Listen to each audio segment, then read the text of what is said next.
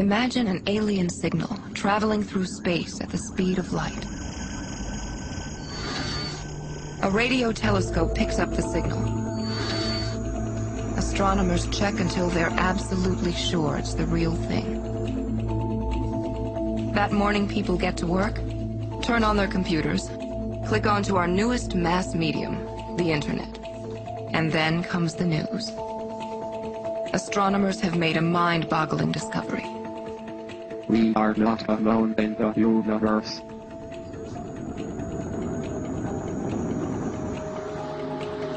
There'll be a tremendous number of people trying to figure out all the information that we can from that signal.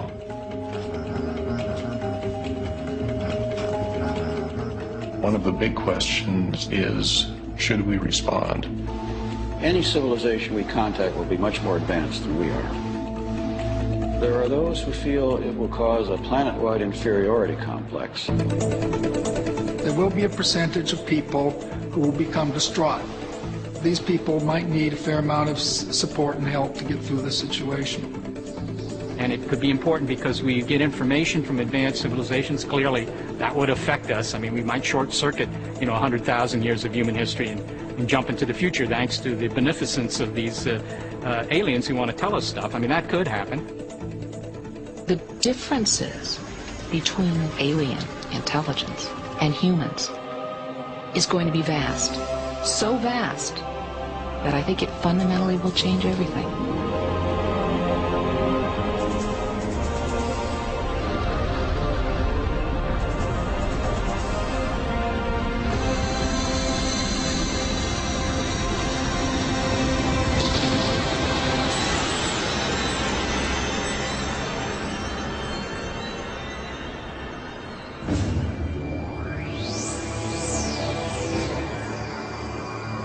Day and night, around the world, a determined band of scientists listens to the sky.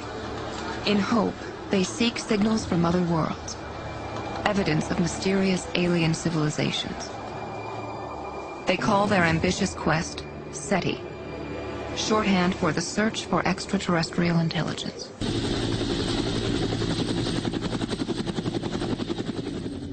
The novel Contact by the celebrated astronomer Carl Sagan is a fictional account of how the world would respond to the first confirmed message from outer space. Contact moved SETI from relative obscurity to front-page news. Sagan based the book's central character in part on the real-life Dr. Jill Tarter. She's a principal investigator at the SETI Institute in Mountain View, California. Tarter believes the search for extraterrestrial intelligence satisfies an ancient yearning. People really want to know, are we alone?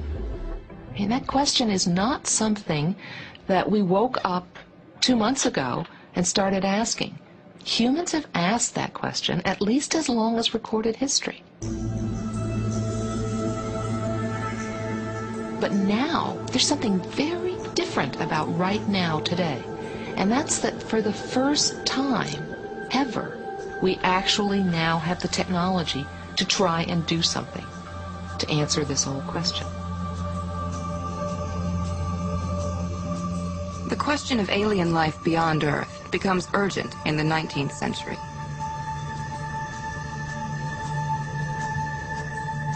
Astronomer Percival Lowell is convinced that on the planet Mars he has observed an elaborate system of artificially engineered canals. His accounts create a sensation. These were interpreted by Lowell as made by intelligent beings to keep agriculture alive on a dying planet. So we have these civil or agricultural engineers on Mars trying to keep things going. These views became accepted by some people, scoffed at by others, but what the human reaction was in that case was to figure out how we ourselves could signal our presence to the Martians. The means to make contact seemed to arrive with the discovery of electromagnetic radio waves. Nikola Tesla, an eccentric pioneer of electronics, built an enormous transmitter in Colorado and blasted radio static toward Mars. It was 150 feet tall, and was powered by one of his powerful transformers. And when he turned this thing on, people's hair stood on end for miles around. It was spectacular. He sent messages expecting a response, and he thought he got responses. Though convinced he was hearing Martian salutations in return, what Tesla really picked up were a natural phenomenon called whistlers. Strange waves produced by electricity in the atmosphere.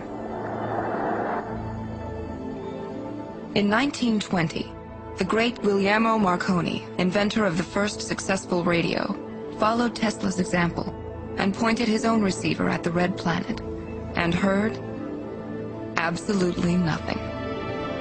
4 years later, when Mars was in particularly close proximity to Earth, the United States Navy silenced all its radio transmitters in the Pacific for 3 days.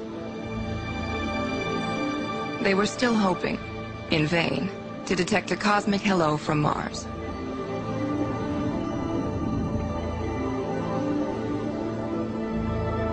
Over the next 25 years, as telescopes became more sophisticated and precise, the belief in Martian civilization all but disappeared. The canals, it seems, aren't massive artificial irrigation ditches after all, but arid Grand Canyons. But at the same time, astronomers were realizing the staggering enormity of the universe. How many trillions of stars there are, the potential for planets revolving around them, planets that just might support life. There were still those who believed that radio was the stepping stone to talking with the stars. The space race spurred fierce competition to be the first to receive a signal from another world. Within a few years, Soviet astronomers declared victory. Discovery of a steady signal that indicated a distant alien civilization. Strangely rhythmic radio transmissions, such as never heard before, were coming from a celestial body they designated CTA-102. Everyone's excitement proved premature. What the Russians actually had found was in fact coming from what's called a quasar. They weren't hearing a big hello from the heavens, but natural radio pulses from the nucleus of a young, faraway galaxy. Undaunted, the search for extraterrestrial intelligence plunged ahead.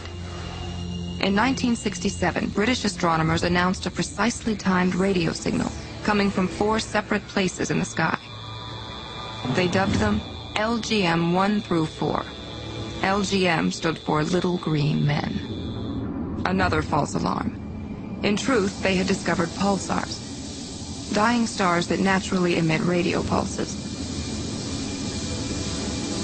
No little green men, but the search was adding constantly to our knowledge of the universe.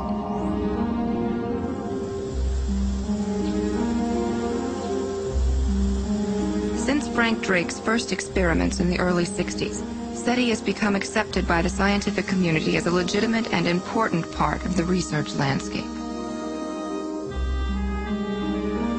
More than 60 projects around the world have concentrated on picking up that first otherworldly signal.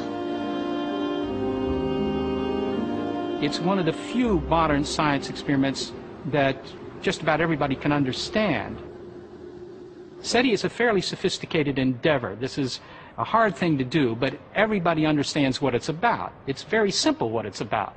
We're simply trying to find out if there's anything intelligent out there. So it's an accessible kind of science. I think I've got the best job in the entire world.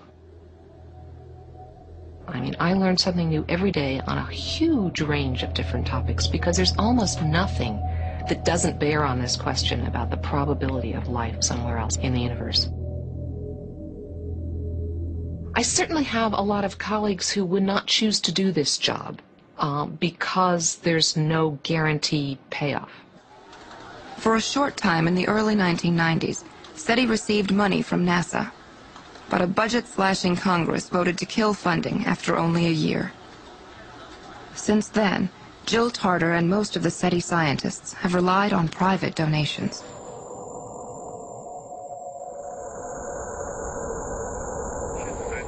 UWA 517, do you want to report a UFO? Over.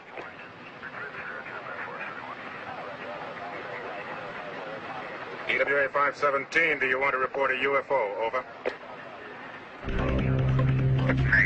Attention from Hollywood and the public's obsession with UFOs have helped in a lot of ways, but hurt in others. Many people think that what we do is of the same ilk, if you will, as the pseudoscience claims and the UFO claims, and they don't distinguish us. And that reduces our credibility and reduces our ability to get support and to get the respect we deserve. Although much of the public's interest has been fueled by our appetite for science fiction, the search for ET intelligence is real science. Recent discoveries in other areas of astronomy, as well as biology and physics, make the possibility of alien life more likely than ever before. If ET is out there, the odds are better than ever that we'll find him.